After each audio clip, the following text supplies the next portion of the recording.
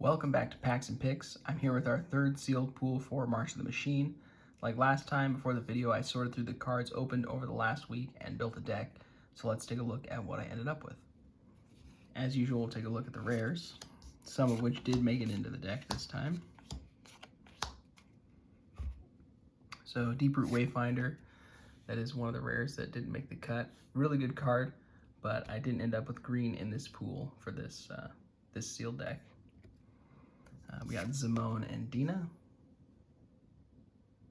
3/4 Human Dryad. Got a rare battle in the form of Invasion of Tolvada.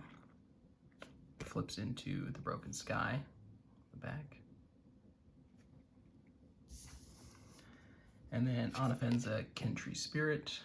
Synergizes with creatures and bolster. And then Garuda. Unlikely to hit the companion in sealed deck, but cares about even mana cards. So those are the rares that didn't make the cut.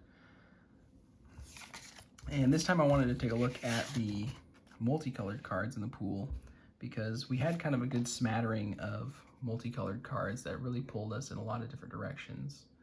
So the first one, kind of a flavor possible win here, is Dina Soul Steeper. So we had Zimone and Dina in the rare slot. So option for a flavor win there to deck build with her. Botanical Brawler and Shauna, caring about +1/+1 counters, caring about tokens. Mutagen Connoisseur, cares about transform permanents, so all those Phyrexians that are floating around. Invasion of New Capenna, flips into Holy Frazzle Cannon. Joyful Storm Sculptor, cares about convoke spells. Blue-red, typical spell slinger.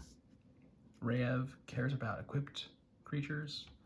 And then as far as mana fixing goes, we really only have a red, white, and a white, blue land.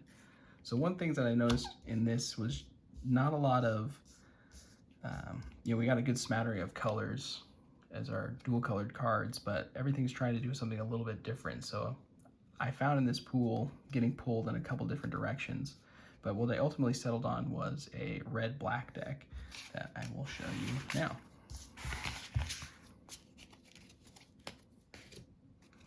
So we'll get it set up here just by mana curve as usual.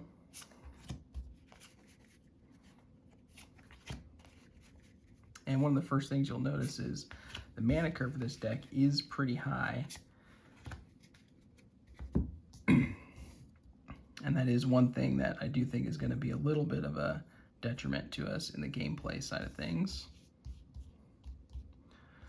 But why I ultimately settled on red-black was red had decent removal in this pool, black had some good removal, and really I just had another flavor win here in the form of one copy of Yargle and then another copy of Yargle and Multani. So it just felt like I had to find a spot or find a deck to run these guys in. So those are at the top end of our curve.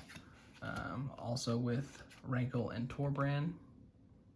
3/4 flying, first strike, haste. So we've got kind of an expensive top end, mana heavy, but we also have 2 copies of Volcanic Spite, Searing Barb, our mythic Invasion of Innistrad, another removal spell on the backside, creates zombie tokens. So really powerful removal spell on the front that even if we don't get a chance to flip it, still think it's a good 4 mana removal spell to include. And then yeah, like I said, the curve is a little high. I've only got 12 creatures as well, so I'm really leaning heavily on the removal of the deck that's offered, and then also just trying to top out with some really powerful creatures. There is one fun synergy that I want to try to unlock in the gameplay, and that's using Voldaren Thrillseeker to try and throw Yargle or Yargle and Multani at our opponent's face for a ton of damage, so that would be pretty fun to try to accomplish. I do only have 22 spells in this deck, running 18 lands. I don't have a lot of fixing, and I do have that 1 green mana in Yargle and Multani that I'm going to try to hit with the 18 lands in this deck. So what did make the cut? Really, I think the first one that has the best case is white. So that's the biggest contender, I think, to oust black. Really, when I look at the pool, I think red has the most opportunity here with good removal, some good creatures. And I think there's a possibility to do a red-white deck here. You gain some more removal and some more synergy with tokens and equipment. You can bring in Rayav, which we saw earlier. And then also, there's an option to do green.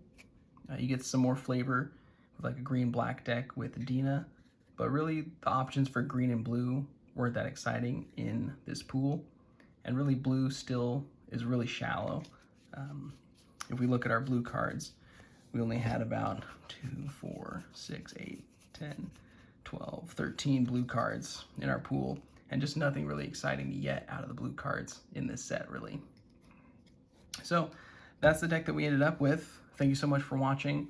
Feel free to let me know what direction you want to take in this pool of cards, what color pair sticks out to you. Are there any interactions that I'm overlooking? Will I ever build a deck with blue in it? Let me know.